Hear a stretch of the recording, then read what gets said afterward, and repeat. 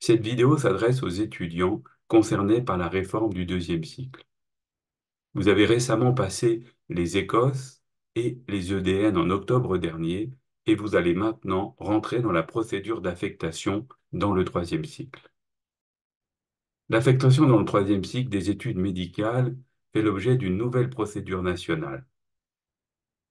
L'affectation consiste à affecter un interne à un poste, et ce poste est l'association d'un choix de DES et d'un choix de subdivision ou CHU de rattachement.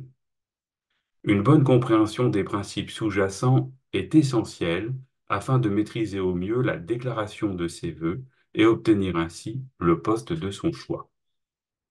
Nous allons voir dans un premier temps, une vue d'ensemble, puis une description rapide de l'algorithme, et enfin, une description détaillée de la procédure d'appariement.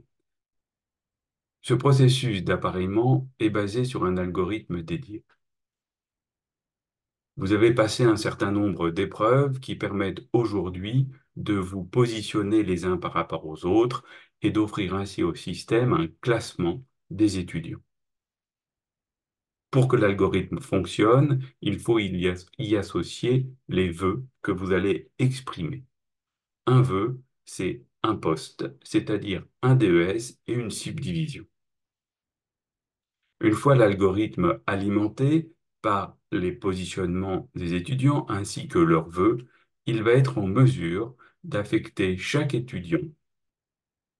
Plus précisément, les différentes épreuves qui ont été passées sont les EDN, qui représentent 60% de la note, les Écosses, 30% de la note, et les points parcours, 10% de la note. Cet ensemble permet de générer, au regard de la pondération des questions et de leur affectation dans tel ou tel groupe de DES, 13 classements. Donc, chaque étudiant, aujourd'hui, a 13 classements qui correspondent aux 13 groupes de DES. Vous allez devoir exprimer vos vœux de façon ordonnée, le premier vœu étant votre vœu préféré. Et l'ensemble va être placé au niveau de l'algorithme en y associant bien sûr la liste des postes ouverts au niveau national. L'algorithme d'appareillement correspond à l'algorithme produit par Gall et Shapley, qui sont deux économistes et dont la publication a fait l'objet d'un prix Nobel. L'algorithme dit des mariages stables est présenté ici. Comme vous pouvez le constater, il s'agit d'un algorithme particulièrement simple et concis. Il va apporter un certain nombre de garanties que nous allons voir ensemble, mais présente aussi un certain nombre de limites.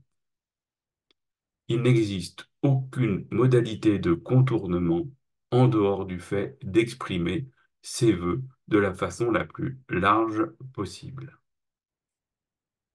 Que garantit cet algorithme?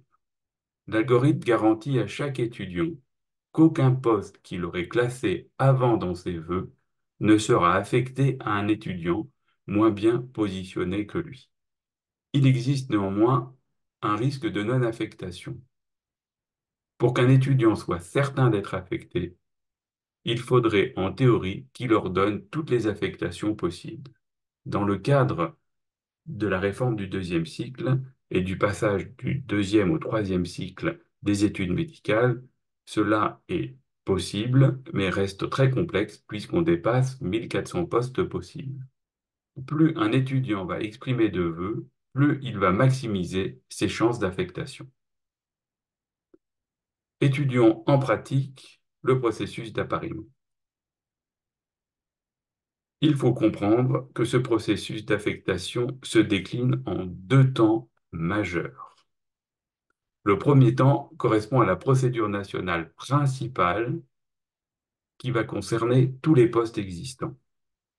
La seconde concerne toujours une procédure nationale, mais uniquement les postes restants suite à la procédure nationale principale.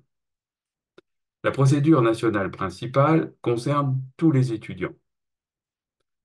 On y retrouve la totalité des affectations possibles, c'est-à-dire tous les postes d'internat en France.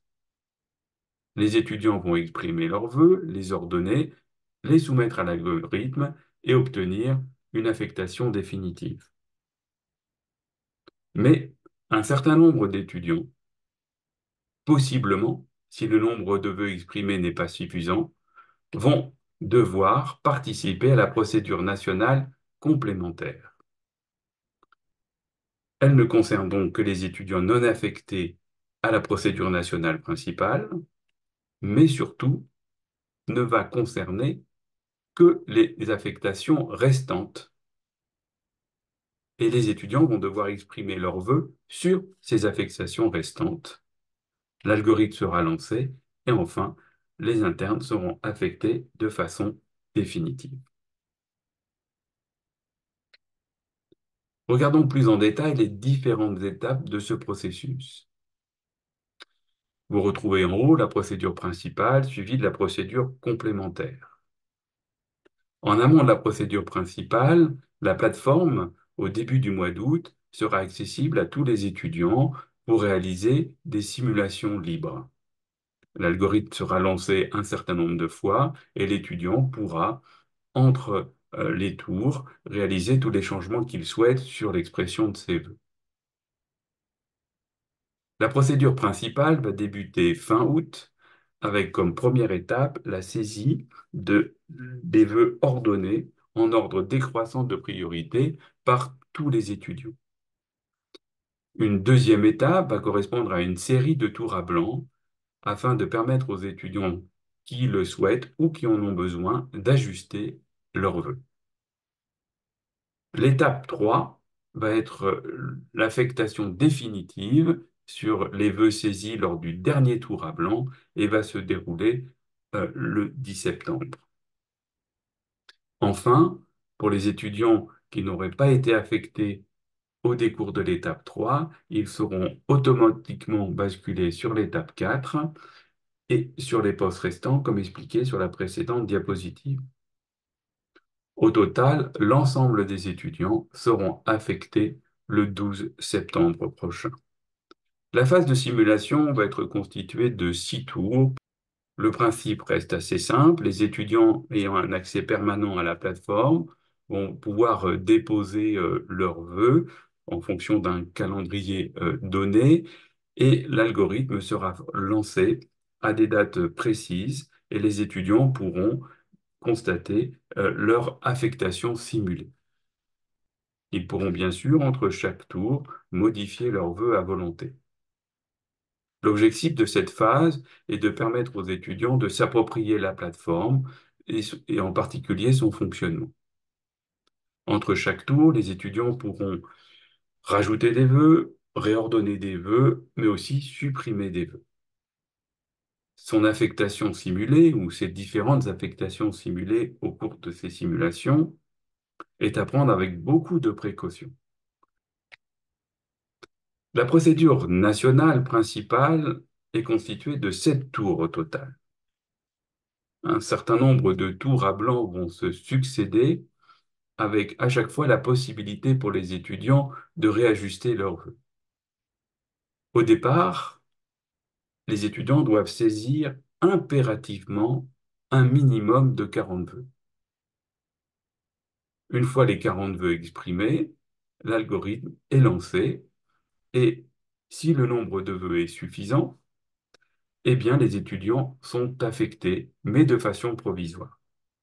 Cette affectation provisoire peut générer le souhait pour certains étudiants de modifier leurs vœux avec la possibilité d'en ajouter et de les réordonner. En revanche, il n'est pas possible entre chaque tour de supprimer des vœux. Une fois les vœux modifiés, l'algorithme est relancé. Mais à chaque tour, certains étudiants pourraient ne pas être affectés ou ne plus être affectés. Dans ce cas-là, ils sont contraints d'ajouter un minimum de 20 vœux complémentaires.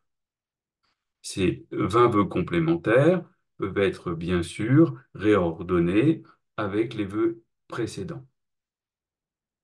L'ensemble repart dans la boucle et vous voyez ainsi que à chaque tour, les étudiants vont être affectés ou pas. Et il sera donc nécessaire, chacun d'entre vous vérifie à chaque fois qu'il a bien une affectation en fin de tour. En cas de non-respect des contraintes, ne pas avoir saisi 40 vœux au départ ou ne pas rajouter un minimum de 20 vœux lors d'une non-affectation provisoire exclut automatiquement l'étudiant de la procédure principale et il bascule dans la procédure complémentaire. Une fois l'ensemble des tours passés, lors du dernier tour, les étudiants pourront toujours modifier comme décrit précédemment leurs vœux et l'algorithme sera lancé. Un septième tour va être réalisé, cette fois en utilisant les vœux arrêtés au moment du sixième tour, pour réaliser les affectations définitives. Si certains étudiants ne sont pas affectés lors de ce tour ultime, ils basculent donc sans affectation dans la procédure complémentaire. Vous devez retenir trois principes incontournables pour cette procédure. Vous devez saisir impérativement le nombre de vœux minimum attendu et je vous invite à en saisir davantage. Je saisis par précaution un maximum de vœux pour ne pas me retrouver en procédure complémentaire.